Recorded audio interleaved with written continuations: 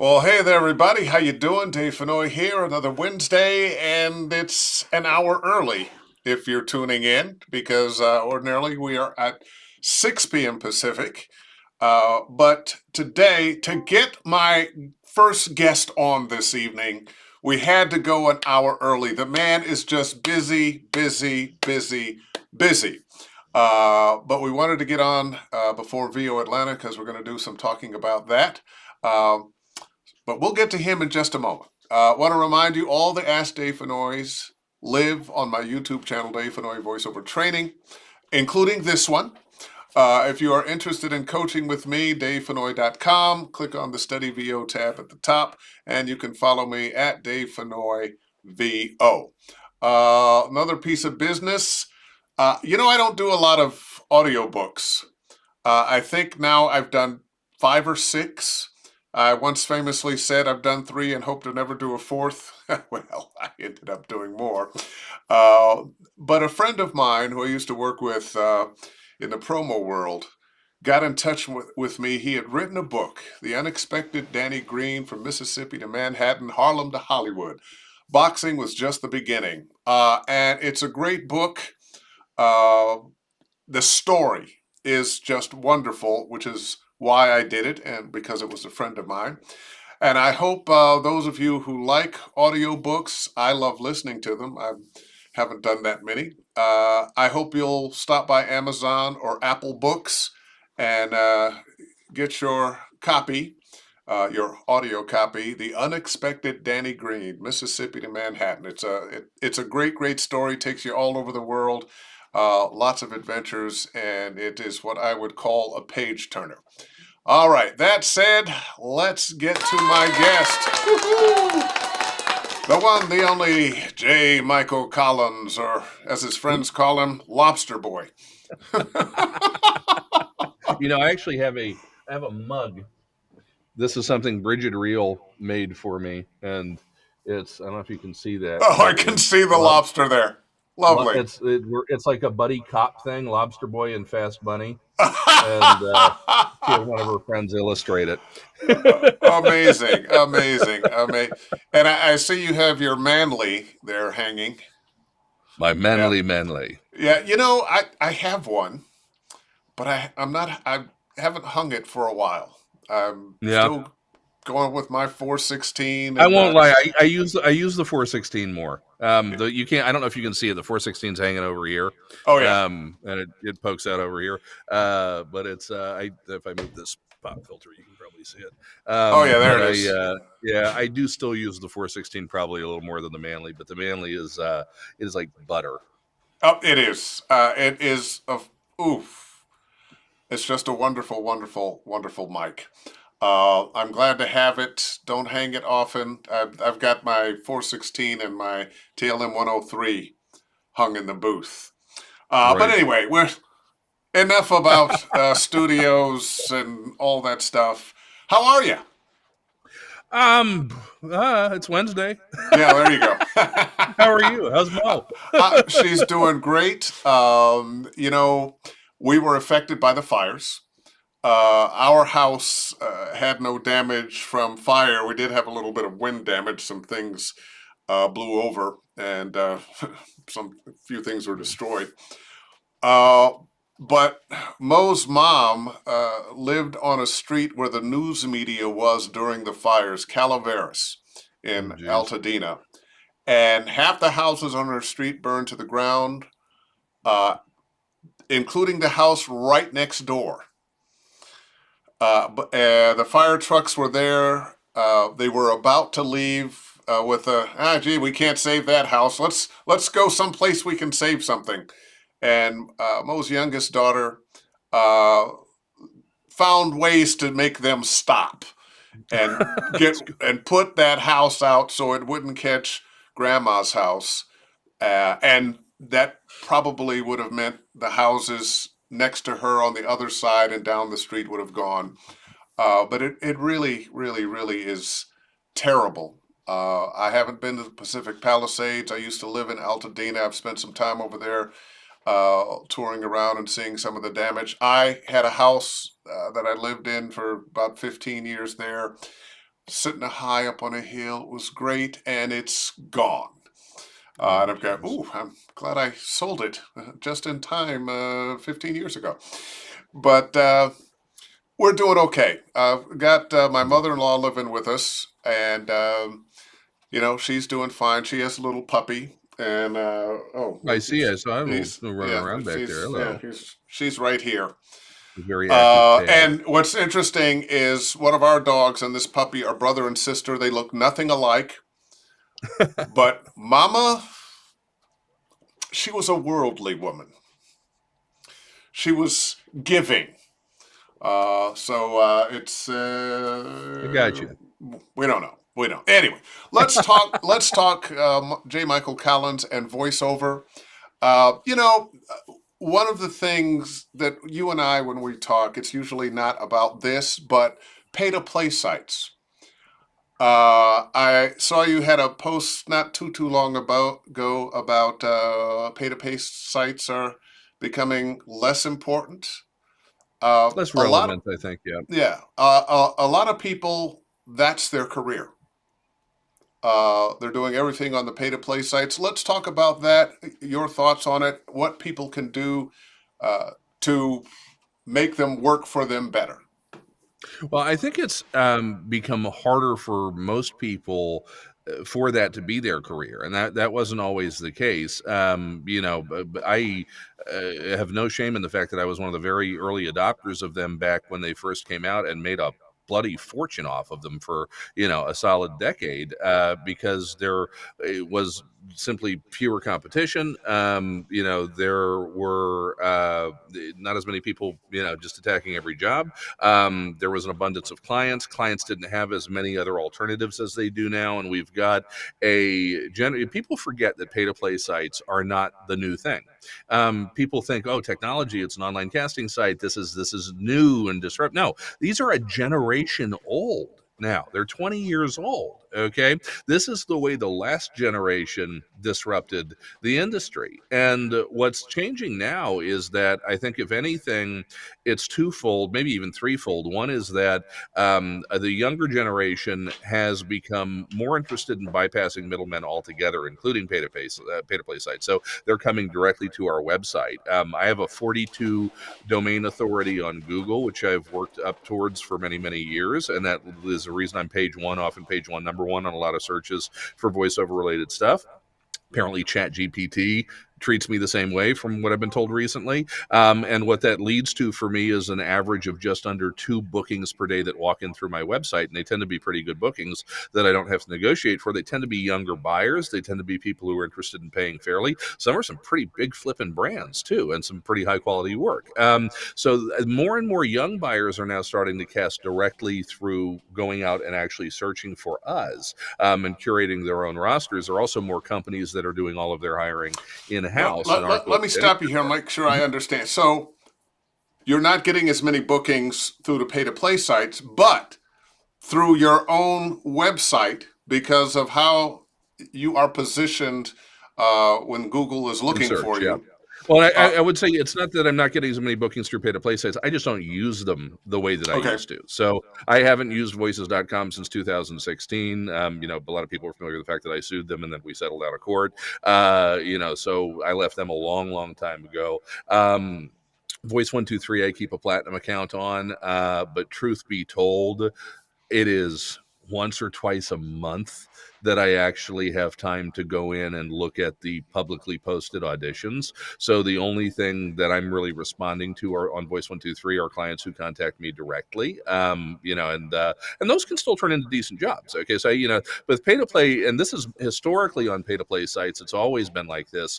National stuff is garbage. If it's on pay to play, it's because they don't want to pay fairly for it in general. Yeah. Okay, but regional and local broadcast stuff can actually be pretty fair. And then your non-broadcast narration work can actually be fantastic on those sites. So, those are the kind of clients that I want to see from pay-to-play sites. That's why I keep a platinum membership on Voice 123, because they only have 50 men and 50 women, and basically somebody has to die before they give up one of those spots. So it's once you get it, you don't give it up, because it essentially turns off the algorithm for the most part and lets you shoot fish in a barrel.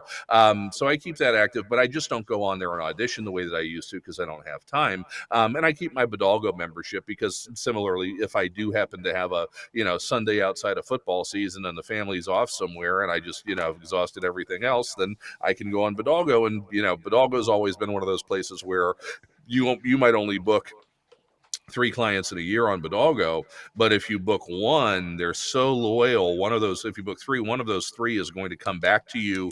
The statistic I always quote about Bidalgo is that I've been on that site for 15 years or more, ever since they launched, basically. I book one new client every 2 months on Bidalgo. But after 15 years, I'm servicing a client that came from Bidalgo almost every day, probably do about 150 jobs a year for clients that originally found me through that site, including all the major German auto manufacturers, Pepsi, Nike, McKinsey and Company, the United Nations. I mean, just all sorts of stuff. Someday I'll tell you the story about how the United Nations got my bank account frozen in Luxembourg, but that's a different.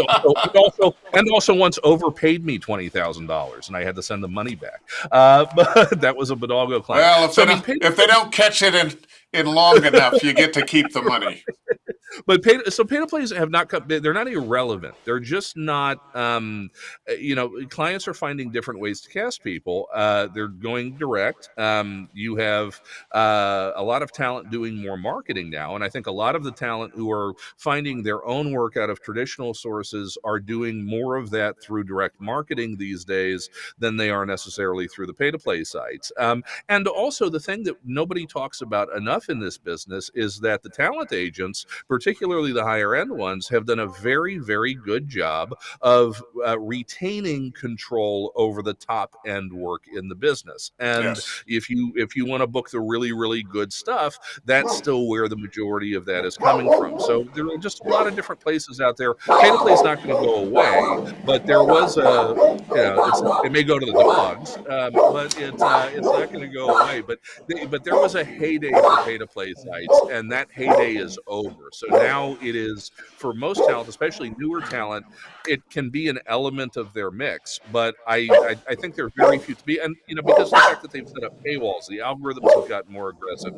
So if you're not paying Voice123 a couple $1,000s a year, it's very hard to get any kind of traction on that site. Voices.com has basically turned themselves into a version of Fiverr, where if you're not actively, consistently booking and engaging with the site, they're just not sending you auditions the way that they used to. So it's not the same game it was 10 years ago.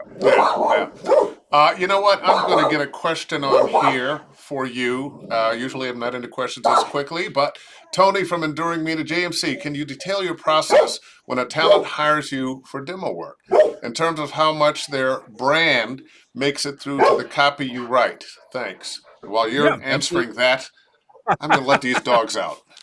Who let the dogs out? Dave. Sorry, I had to go there. So demo process, first of all, your brand is in many ways the most important thing. Part of my job as a demo producer is to know what that is to know as much about you as I can, to know about as much about your goals as I possibly can. Even down to the detail of if you're looking to get agency representation, what are your targets? What agents are you looking for? Because if you're submitting a demo to Atlas or CESD or DPN or SBV or Stewart or regional agents, some of them have different tastes. Some of them have different genres that they specialize in more than others. Some of them have different, like Stewart's pretty tight about like the 1-minute demo thing. Most of the others don't really care. Okay, but so it matters to me where you're trying to go. So I'll ask you some questions about that. I'll ask you some questions about, again, how you see yourself in the marketplace. If I've worked with you as a coach, obviously I'll be getting to know you as a talent. If I haven't, I'll ask you for some material. If you're a working pro already, I'll listen to the stuff that you've already got out there. And then what I'll always do as part of the demo process, depending on what genre of demo we're talking about, I'm going to ask you for input with regard if it's commercial to brands, companies, products, vertical sectors that you might want to see appear on your reel, anything that you want to stay away from for whatever reason. And then I'm going to take that information from you and I'm going to write based on who you are, what your brand is, what your goals are, what that input you've given me is, where I think your voice fits in the market, what I think is going to be most effective for you. And that's a synthesis that is different for every single talent. And, if it's a promo demo or a TV narration demo, then we're talking about show types that you like, show types that your voice fits for, networks that your voice fits for, all the other variables that go into that. Same thing with non-broadcast narration. So it's a very bespoke process for each individual talent, but getting to know your brand and, how you envision yourself in the marketplace and what your goals are for that demo, that's critical. May I just say one thing about what you were just saying about your process with doing demos? And one of the reasons I only do game demos is because the process is so time consuming. It's a lot of responsibility to make somebody's demo. And so many of the things that you just said are the things that anyone who wants a demo wants to hear, that you're looking out for who they are, what their brand is. Sometimes what their brand is, even if it's not what they want their brand to be. Gee, I'd like to be doing that, but the world wants me for this. Yeah. And helping people discover that.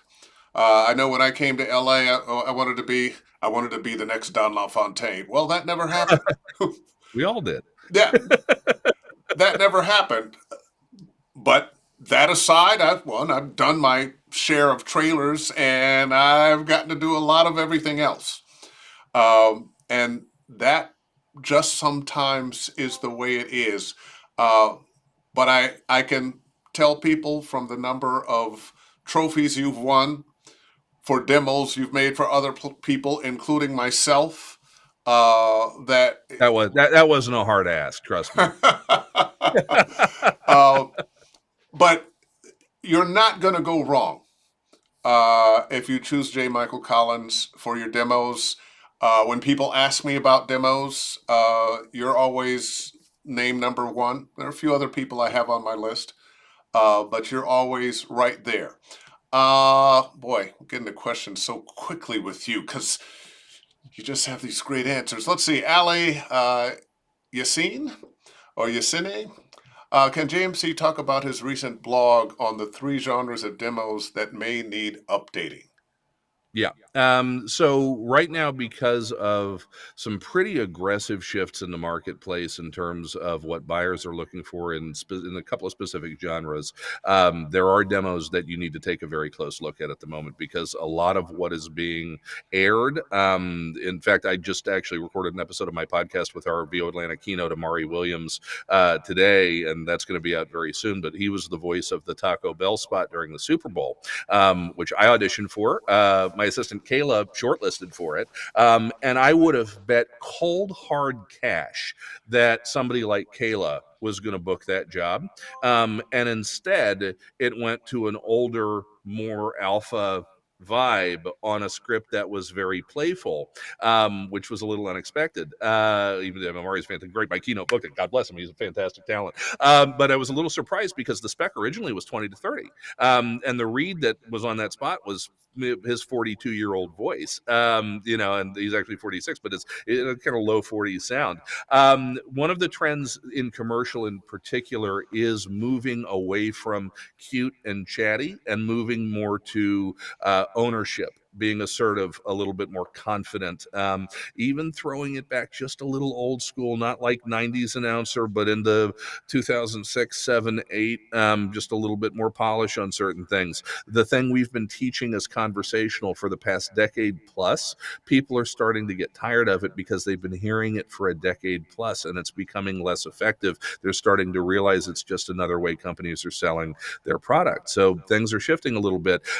So for that reason, the commercial demo is something you need to be looking at, because what is on trend right now, and this has really aggressively taken shape over the last 6 months, and we've started to really see it hit hard over the last couple of months, but the specs now are very, very clear. The agents are picking up on it. The CDs are talking about it. 4 or 5 months ago, I was talking to agents and CDs. They were like, yeah, something's in the air. We're not sure what it is. I don't know. We'll see. And now I talk to them and they go, yeah, this is a thing. So for that reason, commercial demos are one that we really need to look at. Doesn't mean you have to throw the baby out with the bathwater. Most demo producers will do a refresh on your demo without charging you a fortune. So it may just be one or two spots that you need to play with. Some of the stuff's still going to be fine. If you've got a children's hospital spot on there, that still sounds the same way today that it did 10 years ago. Okay, that really hasn't changed. But there are some trends. There are always trends, but I'm not sure I've seen it move quite this fast in a while. I think maybe the last time it was anything like this was at the beginning of COVID, What would you say the trend is now that you're seeing? Is it older, deeper, yeah, a little more it's announcery? more 35 to 65, more middle-aged, a little more. Again, I go back to ownership. That's the word I used in the blog. So a good example of this, the Nike Super Bowl ad. Okay, and I'll go back. I use some Super Bowl ads as an example, which I normally wouldn't, because they're usually not the best gauge of trends and voiceover, because they tend to be little mini movies. But there's sometimes exceptions to that rule, and I think there were a few this year that are still out there running as national campaigns, that are good examples of that. That Nike spot during the Super Bowl was a great example of it, because if you look at the visuals of that spot, and if you don't know what I'm talking about, go and look it up. But if you look at the visuals of that spot, and you listen to the voiceover on that spot, a year or two ago, that spot would have been um, both written, voiced, and even shot as what I would have called empowered. Okay. And what empowered means in commercial is often we are claiming something that we have wrongfully been denied, and we are taking our space, now after having not been given that space for a long, long time for whatever reason, sometimes racism, sexism, whatever it may be. Okay. It's shifted though. Empowerment and vulnerability aren't selling like they used to. What's selling is ownership. And if you watch you watch that spot, you watch the visuals, listen to the voiceover, okay, and you put it all together, the VO and the visual, this was somebody saying, I'm not taking something I haven't been given. My occupation of this space was inevitable. I was always going to be here. This is mine, and I own it, and I need not ask permission of anybody to be in this space. And it's a It's a very sports attitude. Yeah, If you're, hey, go hard in the paint, or you're the running right. back that's running through the linebacker. It's a very, hey, look, here I am. I own this. I'm going to do this. It is, but a year or two ago, it would have, because this was focusing on female athletes, okay? A year or two ago, it would have had an element of vulnerability in it. And now it was, no, this is ours, right? And And guess what? It lives in the world of women's sports now, which has arrived. it does. And We are watching women's basketball now, where 5 years ago, not so much. Right. And similar to that, though, you saw some other spots that were not. I mean, again, going to Amari's spot with Taco Bell, that was a read that was much more alpha than they would have cast a year or two ago. This is a, youthful focused brand, a Gen Z focused brand, right? They're targeting younger people. They're targeting people who don't necessarily have a ton of money to spend on food or fast food or eating out, right? So they go to Taco Bell because it's cheap, it's good, it tastes good. I have a little bit of it in here, but at the end of the day, Taco Bell's commercials have always trended really young. The writing on this was young. The direction on this was young.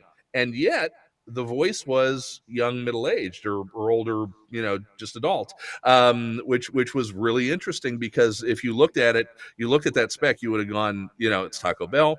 They said 20 to 30. They're going with somebody who's bright and chipper and youthful on this, and it's going to be cute. Cute. People are tired of cute. People are tired of vulnerable. We live in a world now, and this is not a political statement, but we live in a world now where, for better or for worse, there is no more nuance. Okay? There is no more daylight between it. Nobody's arguing about moving from one position to the other anymore. Everybody thinks they're right. regardless of what their position on anything is, everybody thinks they're right. People are done arguing. Now it's a fight to see who comes out on top, right? And it's a horrible perspective, but at the end of the day, I mean, I think it's true. And I think advertisers have kind of, the Harrison Ford commercial for Jeep during the Super Bowl, okay, no VO on that spot, right? But that was Harrison Ford, just a no bullshit, little nod to unity, but kind of breezed through that. Okay, it wasn't like the spot we saw a year or two ago that had more of that. It kind of breezed through that. Just a no bullshit. Hey, I like my electric Jeep. I'm going to take my electric Jeep. But you know what? We also got these diesel monsters over here. And if you want a diesel monster, do you, man? And it was just, he just completely owned it. And we're in the era of DGAF, if you know what I'm talking about, right? Don't give. Yeah. That. And so what's happening now with commercial is we're seeing more and more spots that are just leaning back towards authoritative ownership, being assertive, not being obnoxious, okay, but being just very confident with no room for Unapologetic for what you unapologetic. think and feel and say. Yeah. Yeah, and so that's a change. Now, Diana asked about, Ali asked about the other two genres. So the next one is corporate narration for the same reason. Okay, now corporate's a little different because corporate, despite I think what's different teachers have different perspectives. I've never quite bought into the idea that corporate narration has moved anywhere near as conversational as many other genres have. There certainly has been a little pivot in corporate narration over the years, but there's still a lot of pretty polished voices getting hired very regularly for sounding like this on corporate narration. Okay, so that's still a read that has been continuing to sell. What's happening now is people are being, going back to the workplace, right? It's going back to a little bit more of a button-down suit and tie culture, not a Zoom culture anymore.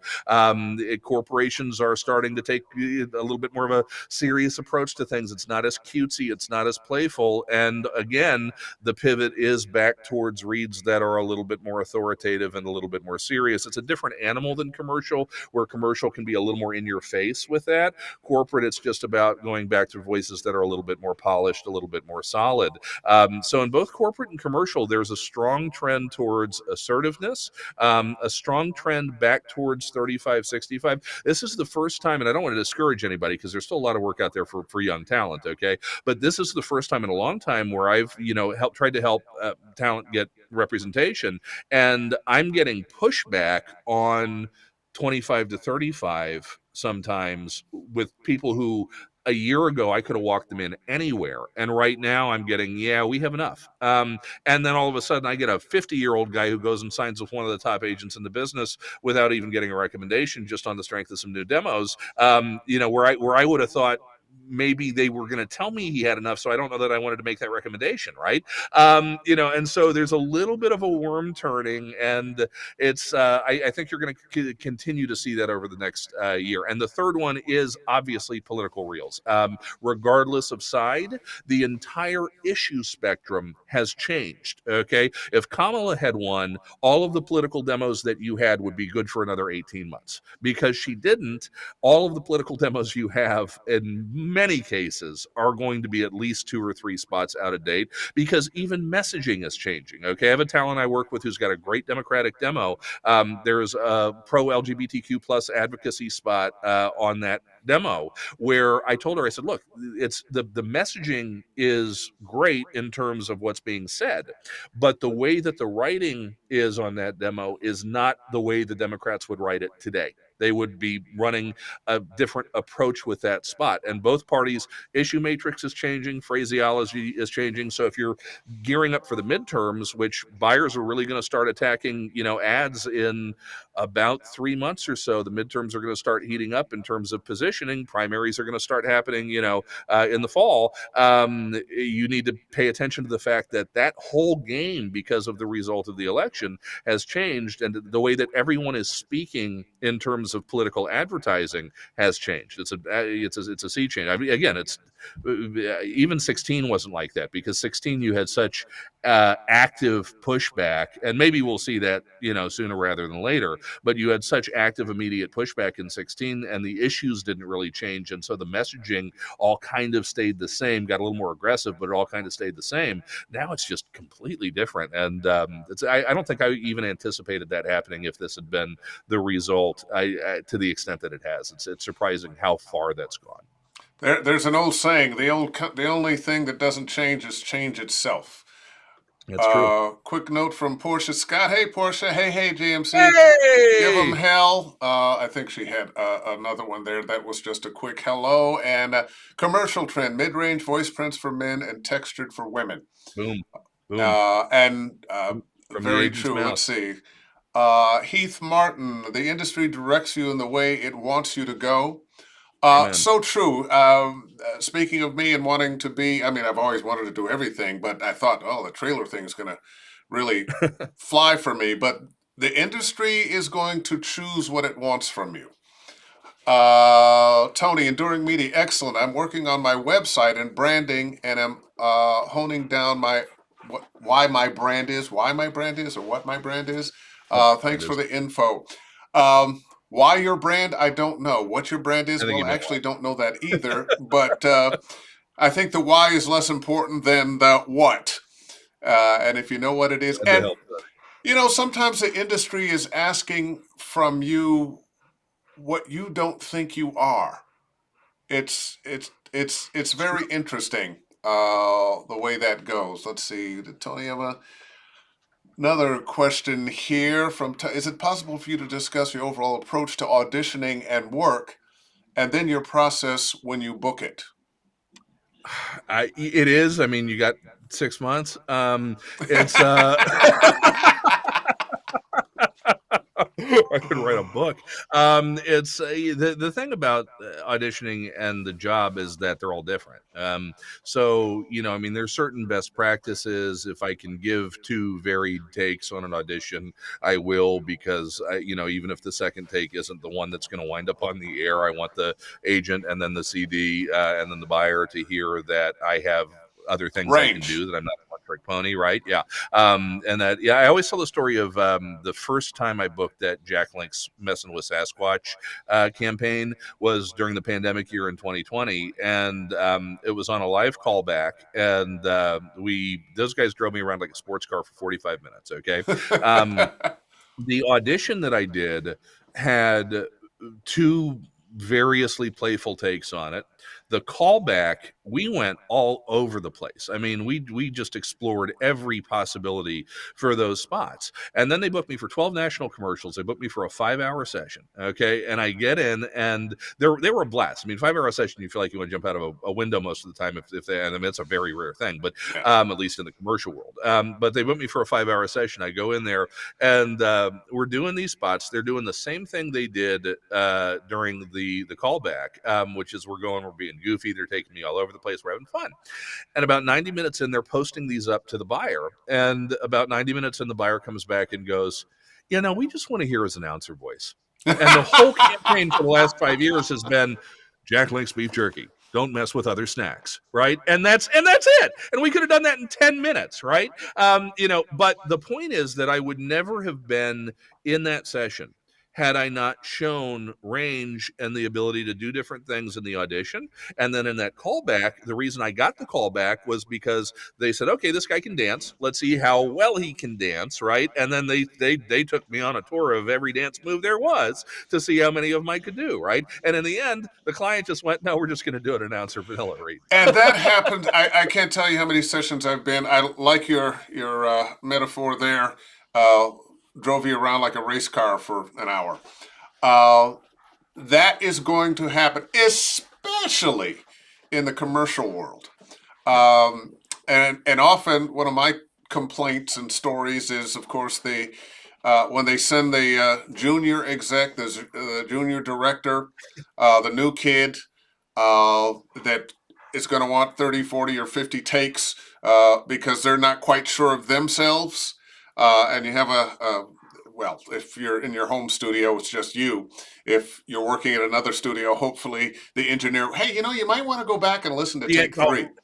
God, what you just said. The engineer is your best friend. Make the engineer love you in a live set. I had that. I had a new director that came in on a client I've done thousands of spots for over the better part of a decade, local and regional stuff. Okay, and they brought in somebody new at one point, and it was so that the engineer about 45 minutes into what these sessions normally took a half hour, we do 10 spots, right? Yeah. And we're 45 minutes in and I think we've done two, right? And at one point he just kind of took over and was like, I think we're gonna this one will work, let me put this together. And I was just like, dude, I am buying you Thank you, whatever I'm sending you PayPal. man. I love you, It's right? if you're working in another studio, and sometimes even from your own studio, but there's an engineer there that's handling the Source Connect feed. They are your advocates. They can Yes. be your best friend. So they don't want to be there for 5 hours. Yeah, you don't want to be there for. They don't want to be there for 5 hours. They're Uh, getting paid for a workday yeah, regardless. and the other thing that happens is you get a couple of takes they love. Okay, we're gonna put this together, and we're gonna try to find a guy on the golf course that couldn't Right, be bothered to be here for the session to approve it, and of course that guy's gonna have to say something to right. justify his salary. So Yeah, and Tony, I don't mean to be dismissive of your question, but it's a very long answer that is different for every genre, and it's different for every situation that you run into. And I think if I can give one answer that's probably the best catch-all answer to that, it is just be easy to work with. Be good at what you do. Make sure you have your training to rely on, and then just be easy to work with. Don't and when you get pissed off, and you will get pissed off, don't show it.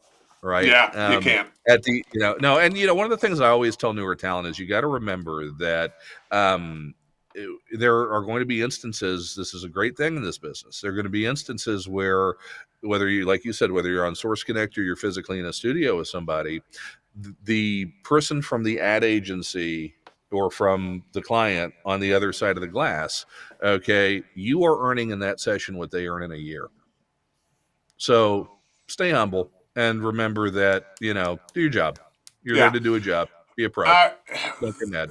back in the day when I was doing promos for CBS on the reg, there were a number of us going in and out, and there were a few guys that had attitude. And you could almost, if you're leaving the session or you're coming in, and that person is coming in or leaving, when that person who's a jerk, who's dismissive, who is complaining about this, that, and the other, when you realize, especially on the promos, that 225 plus 10, and you're doing 10 or 12 of them in a session. So you're making thousands of dollars like that. There is no reason for you to complain to the engineer or anybody else in that room. It's Yeah. Because you're the highest paid person in that room. You may you're not the know it, but highest you paid. are. Don't be a jerk. Don't be. Those of us who are in this business and get to make a living doing this, we are very, very, very fortunate. It really does take more than just talent.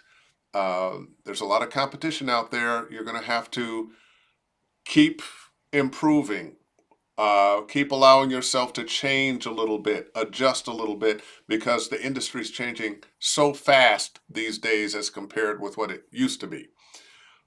Let's see, Damon Allums. Both of you had roots in radio before transitioning to VO. As different as the skill sets are, what skill do you still lean on most? This is a good question. I was having a conversation last week, and I talked about.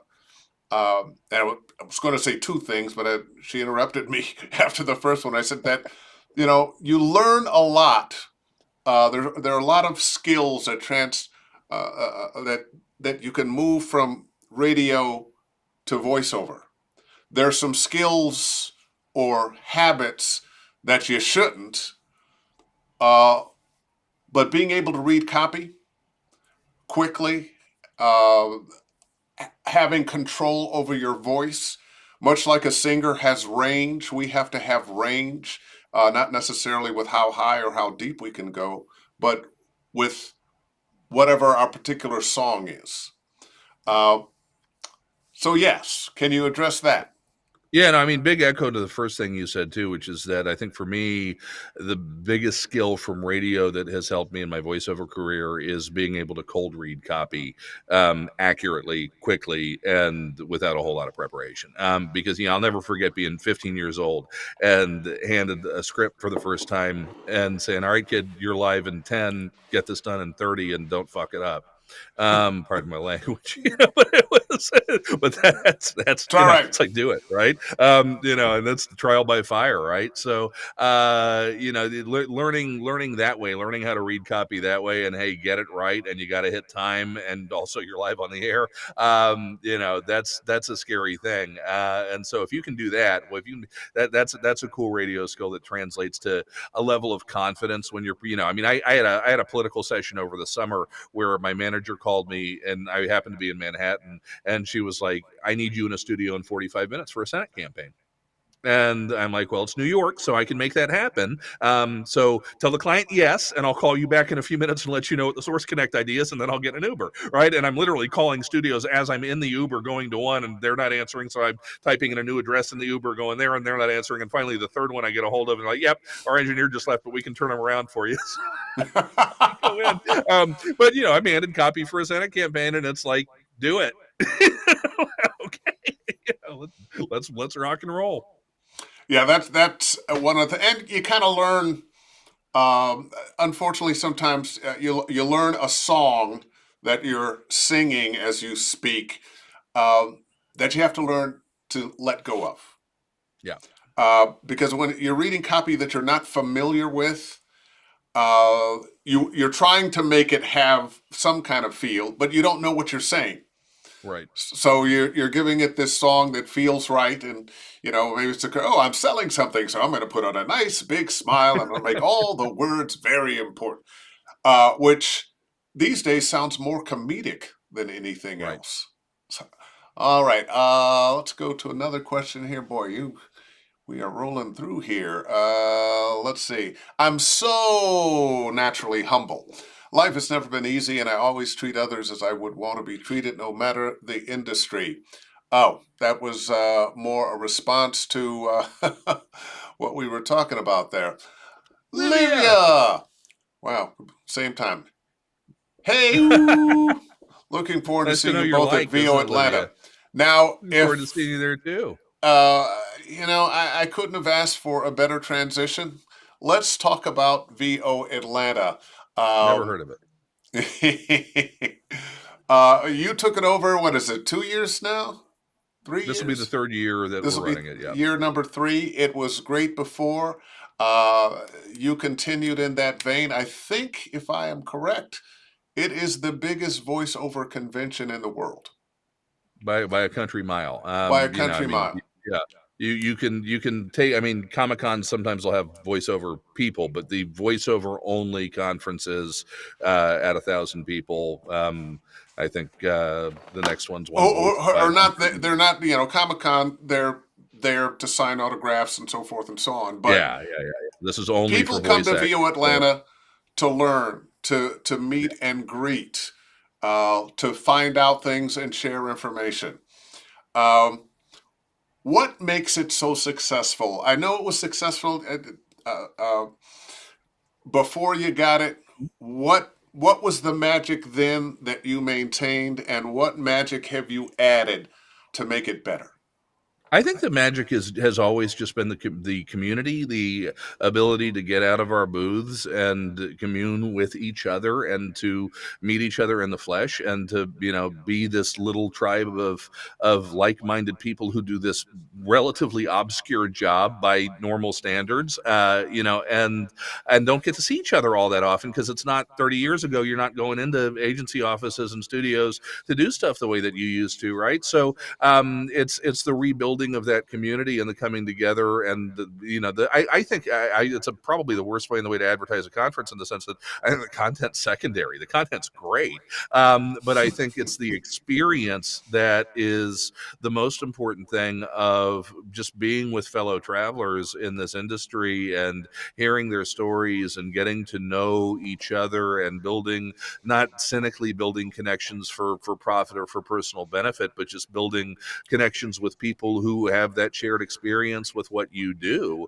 And I think second to that then is what people take away from it in terms of how the content can add value to their career. And that comes in many different forms. I've seen people who come there as new talent, who are learning the ropes and who pick up certain things at VO Atlanta, and they return 5 years later as a six-figure earner, and they're a presenter. Okay. I've also seen people who come there, and we never, in anything we do in voiceover, ever advertise that, hey, come to something and you could get signed or get a job or anything like that, right? That's unethical. But we do have agents there. We do have casting directors there, right? And out of 1,000 talent, usually 10 or 20, and it's not that many, right? But usually 10 or 20 Well, actually, walk away with a new relationship.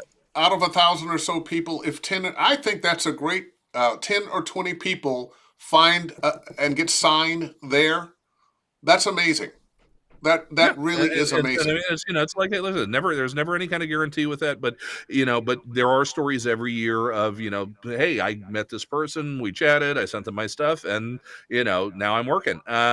So whether you're coming and you're just building your knowledge base and you're learning things are going to help you grow over time, or whether you happen to get in an X session or get into another read for somewhere and somebody hears you. What I always tell a lot of talent about, especially at the upper echelons of the business, or even some of the better regional agents and stuff like that, in terms of sometimes the best way to make that relationship work is if you're in the room, whether it's physically is better, okay, but if you're in the room physically or virtually with workouts, webinars, workshops over a period of time.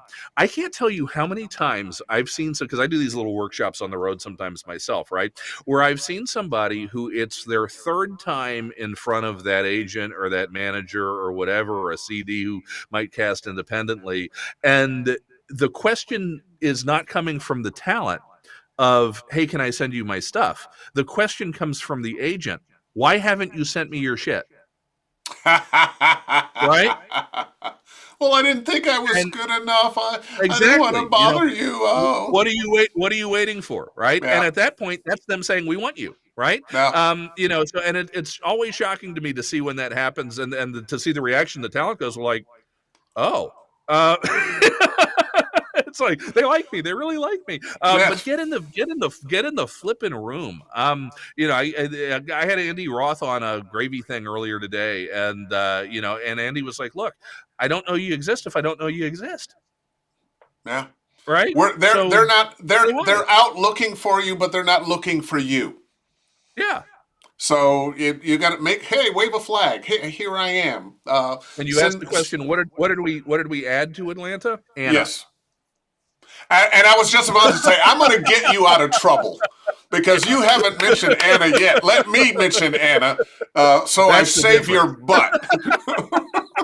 That's the difference. Gerald did a great job, and it's just Anna's personal touch of, everything. Just, we can't turn them into the Euro retreats. You're not going to get lobster and caviar, but you will get you. We do a free champagne at the JMC demos booth. But it's the Anna touch. It's the little elevations of the individual experience, which has really made it great. And by the way, I have to give some credit where it's due to people like Dave and to people like Portia, who is on the call also, because we're paying them less so we can do more for you guys, and they've taken it like champs. So thank you.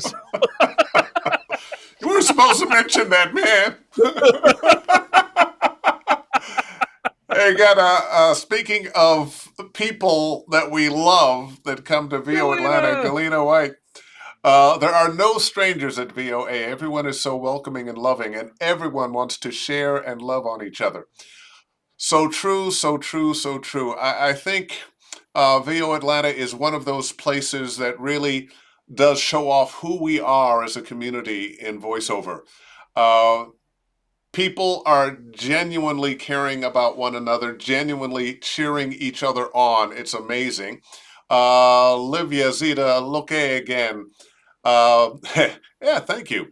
Anna is doing an absolutely incredible job with organizing VO Atlanta. She is so wonderful. Oh, thank you.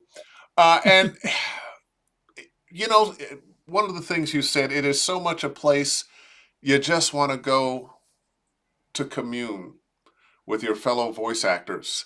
There is a lot to learn. I know when I go, I often want to go in and often do go in and sit in on some workshop, some class, some presentation that isn't anything that I do. Or it's something that I could probably be a little better in my career at this. Let me check this out. There is so much information there. It's probably tough for people who are coming and they're looking at who's there and what's available. How would you suggest people navigate all the amazing choices they have to learn going to VO I think Atlanta? it's different for everybody depending on where they are in their career and what their goals are. For newer talent, and this has been the case since the Gerald days. We used to talk about this when I sponsored and Gerald owned it. And we just like go to the flipping business sessions, please. It's always the business sessions are always the least attended sessions at VO Atlanta, and they should be the most attended sessions because especially if you're a newer talent, because getting in front of Heather Dame isn't going to do a whole lot for you if you don't even have a home studio yet. Okay, get in front of George Whittam, get in front of Larry Hudson, get in front of Uncle Roy, right? You get in front of the people who can help you with your business, get in front of the marketing people, get in front of Mark Scott and Tracy Lindley and people like that, and be in those rooms that are going to help you grow your business. If you're a newer talent, so business stuff, business stuff, business stuff. Get in front of Brad Highland, learn about how online casting can still work, learn about how touch points with your clients. God, the stuff he does is insane. I'm glad I don't have to do the amount of time he takes. He's legendary. So get in front of people like that and learn. Get in front of Erica J, and learn about how she organizes everything in her life and makes it work. If you're a newer talent, if you are if you're a talent who's booking, who's doing pretty well, who's making it happen, and who's looking to elevate to kind of take it to the next level, that's when it's time to go in and hit the CDs and the managers and the agents and the people like that and get in front of them, hear from them, their breakouts, go to their X sessions, spend time, get in the room like we talked about earlier. And then we get, what's cool about Atlanta is we get a mix. We get, we get VO curious. We get people who are just starting out. We get people who are established 5-figure earners. We get people who are established healthy six-figure earners as attendees, not just as presenters. Okay. And so if you've got a thriving voiceover career, and you're crushing it in animation, well, go to the commercial stuff, go to the promo stuff. Go to the e-learning stuff. And if you're crushing it in e-learning and commercial, go to the animation stuff, go to the video game stuff, learn some new stuff, expand your horizons a little bit, and don't just feed on your comfort zone. So, step outside of the obvious lane, I think, in many cases is good advice. Got a comment here from Bev Standing. I will say if you're an introvert, take the time to walk away, go to your room, rest and come back. Don't overwhelm yourself, but definitely do come back. Yeah. One of the things I tell people all the time, I live a little bit in a celebrity place because of video games and cartoons and whatnot. I think somewhat in the industry just because I've been around so long. But the people who are there to say hello. They're there to help. They're there to talk to you. They're there to share information. So when you see a Joe Cipriano, you see me, you see the people that you admire, don't stand back like, oh, it's some movie star. I can't go. Say Come say hello. hi. Come say Yep. hi. Ask the question. Sometimes we might be on our way someplace, might not be able to talk to you right then. but the people who are there, who are the presenters, who are doing the workshops, are there to connect with you. They are there. We are there to share. And Uh, that goes for me and Anna too. And we're busy, we're running the thing, and we're on. We're both on stage a bit. But we want to meet you. You're in our care when you're at VO Atlanta, and so we have a production booth in the exhibit hall that's wide open that you can come. If I'm not on stage, or doing something else, I'm usually at that production booth, and so is Anna. So you want to come say hi. We want to meet you. We want to get to know you. And I like what Bev said. If you're an introvert, if you're tired, if you run down, take a break. Okay. And I know I'm like this big human golden retriever. But all of us but go without there the hair. sometimes. There, hey, without the hair, right? Shaven golden retriever. That's not a very attractive dog, but we were, there was a VO Atlanta. I don't even remember if I think this was before we owned it. Where we just had the booth and I was presenting on 5 different things or whatever. And I woke up on the Saturday and I remember rolling over to Anna and going, I don't want to. And she was like, what do you mean you don't want to? And I'm like, I just don't want it today. And we all go there, right? And of course, Anna being Anna, she's like, go get dressed, go downstairs and be JMC. And I'm like, God damn it. But we all get there where it's like we get worn out, we get tired, it happens. So Bev's right. Take that break, take that few minutes and, or a few hours if you need it. The conference is whatever you want it to be. It's your experience and you need to enjoy it in the way that's going to make it something that you look back on fondly. I'm going to suggest too that one of the reasons we should go is just for the human connection with people who understand what you're going through because they're going through it or have gone through it. And from Jeff Gelder here, human connection is so important. It's something. He's our Unicorn Award winner 2 years ago. Yes. It's so important and something that is often lacking in the voiceover world as we all work in our own private studios. So true, so true, so true. VO Atlanta brings us all together so we can get that human connection for a few days, which leads to dozens of wonderful relationships. And it only gives me so much time there. Leads me to wonderful relationships that can be maintained virtually throughout the year. VO Atlanta is truly life-changing. Well, I guess that is Amen. the ultimate comment about VO Atlanta. And before you go, because we have Liz Atherton coming up at 6, I'm so looking forward to Laura that. said hi. I will do that.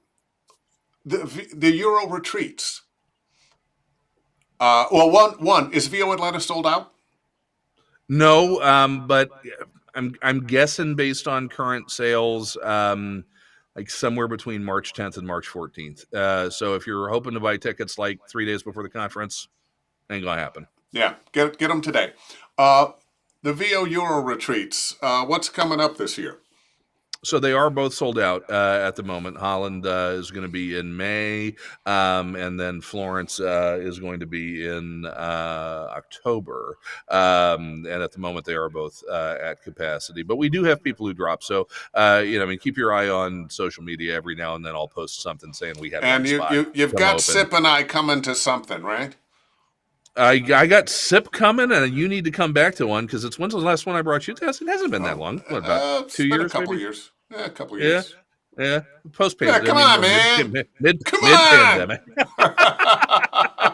We haven't decided where we're going in 26 yet. Although we're going to have a spring 26 venue rollout probably just before our Holland retreat. So we'll probably have some information on that in early May, late April, early May. So stay tuned because we'll be launching the spring 26 one. We don't have a destination yet, but we have a few in mind. So keep your eyes open for that. Okay. Well, listen, Mr. J. Michael Collins. Give Anna a big hug and kiss for me. I will. And tickle Tom for me, if you will. And that kid is growing. I've seen the pictures. He's a 8.5 and actually almost 9 now. A couple months. It's crazy. All right. Well, listen, I'm going to let you go. You told me early on after this, it's Betty Bye time. I have a pillow waiting. Yes, hallelujah. Thank you The- so much for having me on, and thank you to all of you guys watching out there. Enjoy Liz Atherton. She's one of the coolest people in the business, and I've got a great retreat story about her that I'll tell you privately one of these days. But tell Liz okay. I said hi and I love her. I will do it. And, well, that does it. Oh, yeah, there we go.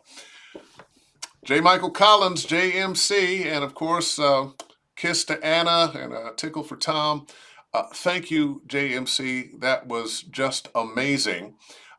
And I've got standing by Liz Atherton. So let's see. There she is. Can you see me? I can see and hear you, and you look lovely. Oh, thank you. I can't see anything but a big white screen. So Well, let you're me. you're showing up I just fine. Oh, wait a minute. Where'd you go? I lost you, Liz.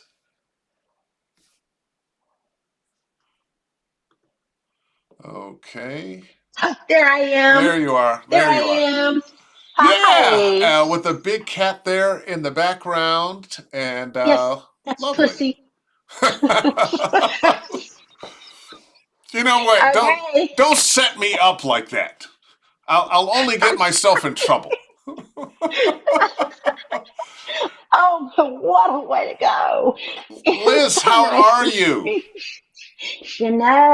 I am better than I've been in a long time. I'm great.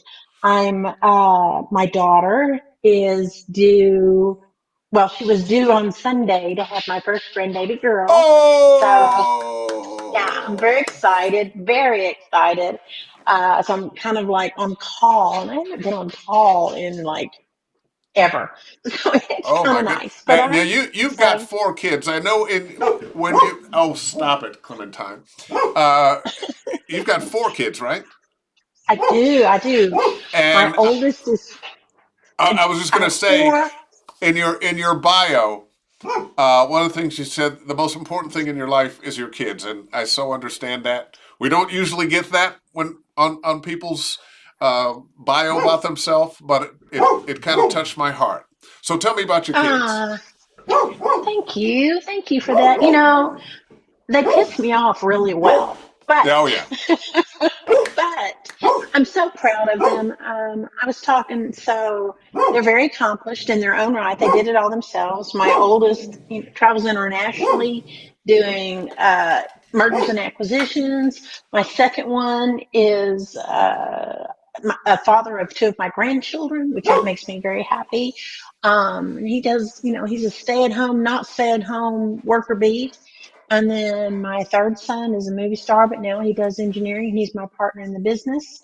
And my daughter is Kate, and she's an ER doctor. And you know what's really, really good? They can take care of their mama someday. So we have our oldest or middle daughter actually is a emergency room physician. Uh, but her mom always, why didn't you become a plastic surgeon? you could have right, helped me right. out. Ah, Yeah, gee, I hope she's not listening. She doesn't need plastic surgery. She really does not need plastic surgery. So you're safe. you have been a fixture in this business as an agent, as somebody representing talent for how long? 1,200 years and 26 days and 12 minutes. Okay, yeah, Did you get that? something like that. Yeah, we could round it down a couple hundred years, but for a good long yeah, time. What got you into the yeah. business? I had cute kids, but and so I put them in the business, and then I ended up moving them to a different agency, buying that agency, and this is when my oldest, who are now 42 and 39, when they were 3 and 18 months. So a long, long, long time, and started on camera, and then expanded into voiceover. Voiceover seemed a natural track for me. My dad was big in the business. Jingle singer, writer. He was like, yeah, he did well. And started the agency. And I'm kind of technical in my background. So we were the first talent agency to have a website. We were the first talent agency. I was the first talent agent to be licensed in California without living Now, there. was this the Atherton group? Yes, thank you. This is the Atherton group, and so some nice firsts with the company, but I just had an eye for developing talent, and that's what I learned. It was called layer. I was just going to say I had an eye for people that I know were good, and it's being good in the business isn't just about how well you act. It's business. So there's looks and feels and sounds and touches and personality. There's a whole lot that goes into what makes someone appealing, and their voice as well. Anyway, so did really well with that, but I always wanted to start this software because I knew I could do it better. And called Cast. Well, I didn't have a name. I am reserved casting in 1995. I lost it, but I had reserved it. So this is an old dream. And anyway, I was an agent until 2018, right at the time that Voices and the tsunami happened. I reached out to my third son, who is also a movie star, but he was absolutely brilliant. He's just brilliant. And I said, let's go build it. And he said, okay, let's do. But acquiring funding took a long time. Mm. So entrepreneurs out there, listen, I do talk sometimes, and I have other people come in and talk sometime, but if there's anything I could ever impart on you, and I'm sorry, Dave, I'm kind of jumping in here, but No, it would, this is what I it would want. be it would be to appreciate that you are a business, and getting rejected by not booking a role, it's not personal, and it shouldn't affect you horribly. I mean, we're human, but it's just a piece of who you are as an entrepreneur. It's just a piece. It is the talent agent piece. You got the CFO, you got the CEO, and I know there's people in this room. A big shout out to my friend Jen and to my friend Katie. And if Michelle made it here, you know what? Friends just help get you through it when they're the best sounding board in the world. So big shout out to them. But You know, um, in talking about that, talking about casting, and we are in a business, and sometimes talking with my other voiceover buddies, will say that, well, once that job is over, you're unemployed again. Now, fortunately, those of us who work a lot, we know something else is coming. But as an actor, whether you're on camera, on stage, on mic, uh, there's a great amount of truth in that. And most of the things you audition for, you are not going to get. I don't care who you are. There are correct. very few of us have gotten to the point where we don't have to audition. Yes, No. people do just hire me because I'm Dave Fennoy. But I audition just about every day and for several projects.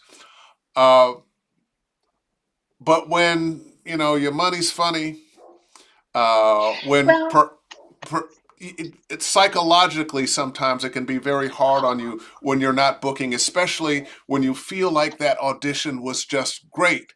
And one of the things I say to my students, no matter how wonderful your audition was, it doesn't mean you're going to book it. It may have nothing to do with, no. you were fine. They just made a different decision, not because somebody was better, but they were looking for chocolate instead of vanilla or strawberry instead of pistachio cream.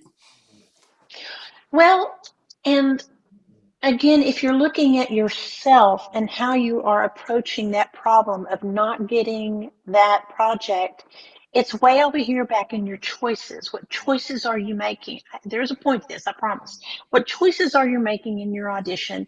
What choices are you making in your interpretation of the words and what you think they're supposed to hear? And what choices are you making what you're auditioning for? If you are out there gambling, I'm going to audition for this because I want it and for that because I want it, but you don't meet the specs, you're setting yourself up for psychological failure. Just don't do it. Audition less, but for things that you really Have a have a connection to. shot at. Yeah. Yes. I'm a human girl. I really want you all to win. And I know, Dave, you want everybody to win too. But winning is a big thing. Don't get caught up in the little failures and not look at the bigger picture that you are winning. It's funny because I'm gonna kind of confess something here. Often I'll hang on to, most of the time, once I've auditioned, it's gone. I don't worry about it. It took a while, a few years to get to that. But every now and then, there's that special gig. There's that gig that maybe it's life changing. Maybe, with the money, or it's just, ooh, I feel like this is so me. And you invest your emotions in it, and then it doesn't happen. Uh, I know from time to time I find myself reflecting on a gig that was 15 years ago that I didn't get. That, oh man, why didn't I get that? I was perfect for it. And I have to remind myself sometimes, you know what, you're doing just fine. Let that go. Live in the success, not in the failures of your career. That's a life lesson, though. Honestly, that's a life lesson. You, no, we all have failure every day. Your plant died, your fish died. I don't know, a lot worse things. And if you dwell in the fear of that, Yeah. or in the frozen in that, it's just a really icky place to be. And it's a big word, by the way, icky. But it captures it. It's just, you know, my homies will tell you I've had a year. I mean, we all have. Okay, we Oh all yeah. have. But um, there is you can trudge through it, or you can just say, okay, well, come on, what else you got, and just keep on going. And is it easy every day? No, no, no, no, no. But I'm gonna kind of circle it back to VO. When you're auditioning and you're not booking, or you're not getting as many auditions that are coming through, you are a business. Where else can you put your effort to maybe make that better? And, taking classes, attending conferences, studying seriously with a coach, making sure your studio those are all things that are really important to this business. Have you set up your financials in a way that makes sense? If something's not going right over here, take the worry of financials off the plate so that this is cleared. You got to think through all of that. And I feel like creatives, and I'm one, I feel like I'm a creative. We just jump in. Yeah. I can write this book. I'll write this book, or I can do this VO, and I clearly cannot. I'm just an ancillary VO person. But if you don't plan for all pieces of the business and don't own the fact, and I mean own it, that you're an entrepreneur, those are some proud words. And, anyway, I'll get off my pedestal, or not my pedestal, from behind the pulpit. Well, you know what? That is okay. Let's jump into some questions here. Tony from Enduring Media. Liz, can you talk about how you've managed raising a family throughout this business? I'm a proud father of Poorly. three and working full time in another industry, but I know VO is where I belong. Thanks. This is a really good question It is a really because, good question. Go ahead. yeah, To me, because this is a really good question, because it's everybody's going through this. And so one, maybe by answering him, we're going to help others, but it is such a reality. And one, so it sounds like VO is a passion as well as a business opportunity. Dave, did I cut you off? I didn't mean to. no, no, this is Okay. about you, So, Liz. so it is a passion, and you want to monetize that passion. So in a realistic standpoint right now, chances are the audition, I'm just straight calling it for you. Chances are the auditions that you're going to be able to play in are those that happen probably after 8 o'clock at night. to maybe, depending on how long and how your stamina is, 1 o'clock in the morning. And just saying. And if that's where your wheelhouse is right now, make sure everything else is getting done, right? So that you can, when you're ready to do more, maybe go part-time or things like that, you've got some security built up. But how did I do it? I wasn't a voiceover. I never did hang up, but as an agent, you're on call 24/7. And, and since I was the grand poobah, I was on call 24/7 to the talent and to the staff. Gosh, the awesome agents that were the heart and soul of our company. But if I had it to do all over again, I probably would really prioritize the family. And I couldn't. I would. I mean, I love my company and I feel like I've been very successful. I have, many firsts. I have cashed out one company. I mean, those are important things in entrepreneur talk, right? Yeah. And I'm on the precipice of something grand, I think. Um, and I'm lucky.